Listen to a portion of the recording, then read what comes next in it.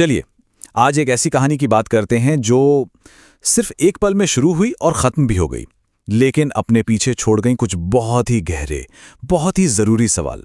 ये कहानी है 1 सेकंड की कीमत की। सोचिए, एक तेज़ रफ्तार एसयूवी सड़क पर दौड़ रही है। शायद उसे कहीं पहुंचने की बहुत ज़्यादा जल्दी थी और बस कुछ ही सेकंड्स का फासला था। इतने कम वक्त में तो जिंदगी और मौत के बीच कोई फैसला भी नहीं हो पाता। और फिर उसी जल्दी की कीमत चुकानी पड़ी, एक जान देकर। देखिए, यह सिर्फ एक हादसा नहीं था, ये एक दर्दनाक कहानी थी, सरासर लापरवाही की। तो चलिए बात करते हैं इसी की। दिल्ली के द्वारका में एक हादसा हुआ जिसने सच में पूरे देश को झकझोर कर रख दिया। समझते हैं कि उस दिन आखिर हुआ क्या था। तो तारीख थी 3 फरवरी, जगह दिल्ली का द्वारका सेक्टर 11। जो सीसीटीवी फुटेज सामने आई उसमें सब कुछ एकदम साफ था। एक स्कॉर्पियो बहुत तेज रफ्तार में थी। वो एक बस से बचने की कोशिश करती है, लेकिन कंट्रोल खो बैठती है और सीधा एक बाइक से जा टकराती है। और ये टक्कर कोई मामूली टक्कर नहीं थी। इतनी जोरदार थी कि बाइक चला रहे 23 साल के साहिल को सच में संभलने का एक पल तक नहीं मिला। मौके पर ही उसकी जान चली गई। साहिल सिर्फ एक 23 साल का लड़का नहीं था, उसके सपने थे, उसके अपने प्लान्स थे, एक पूरा भविष्य था उसके सामने। पता है, वो तो विदेश जाकर अपनी जिंदगी को और बेहतर बनाने की तैयारी कर रहा था, लेकिन सिर्फ एक पल की लापरवाही और सब कुछ खत्म। लेकिन कहानी यहीं खत्म नहीं होती। मामला सिर्फ तेज रफ्तार का था ही नहीं। असली बात तो तब सामने आई जब जांच शुरू हुई।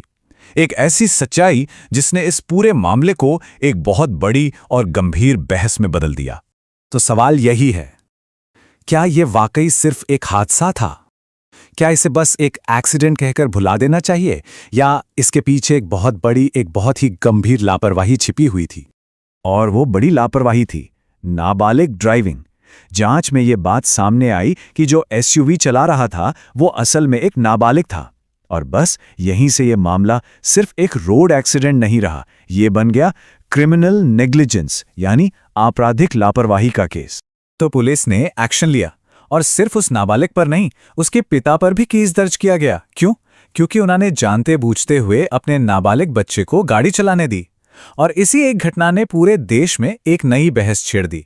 पेरेंट्स की क्या जिम्मेदारी है इस पर? देखिए, द्वारका में जो हुआ वो कोई अकेली घटना नहीं है। असल में ये एक बहुत बड़ी और खतरनाक प्रॉब्लम की तरफ इशारा करती है जो हमारे देश में लगातार बढ़ रही है। अक्सर होता क्या है, या तो पेरेंट्स खुद ही बच्चों को गाड़ी दे देते हैं, या फिर सोशल मीडिया पर कूल दिखने का जो ट्रेंड है उसके चक्कर में खतरनाक ड्राइविंग की जाती है, स्टंट किए जाते हैं।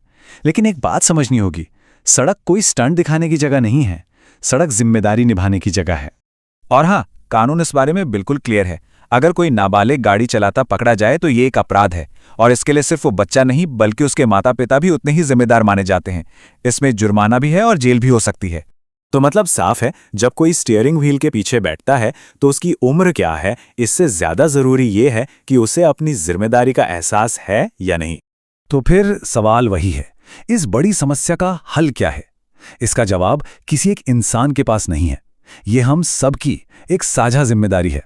कानून तो हैं और वो बहुत जरूरी भी हैं, लेकिन असली बदलाव वो तब तक नहीं आ सकता जब तक सड़क पर चलने वाला हर एक इंसान अपनी पर्सनल जिम्मेदारी को नहीं समझेगा। असल में जिंदगियां तभी बचेंगी। अच्छा, तो वो जिम्मेदारियां हैं क्या? कुछ बहुत ही बेसिक, बहुत ही जरूरी नियम है सड़क सुरक्षा के। पहला, कभी ओवर स्पीडिंग मत कीजिए। दूसरा, गाड़ी चलाते वक्त ध्यान मत भटकने दीजिए, फोन वगैरह से दूर रहिए। तीसरा, अपनी लेन में चलिए। चौथा, और ये बहुत जरूरी है, नाबालिगों को गाड़ी बिल्कुल मत चलाने दीजिए। और पांचवां, हमेशा हेलमेट और सीट बेल्ट जैसे सेफ्टी इक्विपमेंट का इस्तेमाल कीजिए। ये बहुत छोटी छोटी आदतें लग सकती हैं, लेकिन यही जिंदगियां बचाती हैं। सिर्फ एक गलती और किसी का पूरा भविष्य, उसके सारे सपने, उसका परिवार, सब कुछ तबाह हो सकता है, बस एक गलती से। तो ये सिर्फ साहिल की कहानी नहीं है, ये हर उस परिवार की कहानी है जो किसी और की जरा सी लापरवाही की वजह से टूट गया। ये हमें याद दिलाता है कि सड़क पर हमारी एक छोटी सी भूल किसी दूसरे के लिए जिंदगी भर का दर्द बन सकती है। तो बस आखिर में यही कहना है, अगली बार जब भी सड़क पर निकलें तो इस बात को जरूर याद रखें, देर से पहुंचना कभी न पहुंचने से हमेशा हमेशा बेहतर होता है। धीरे चलिए, सेफ रहिए और जिंदगी की कीमत समझिए।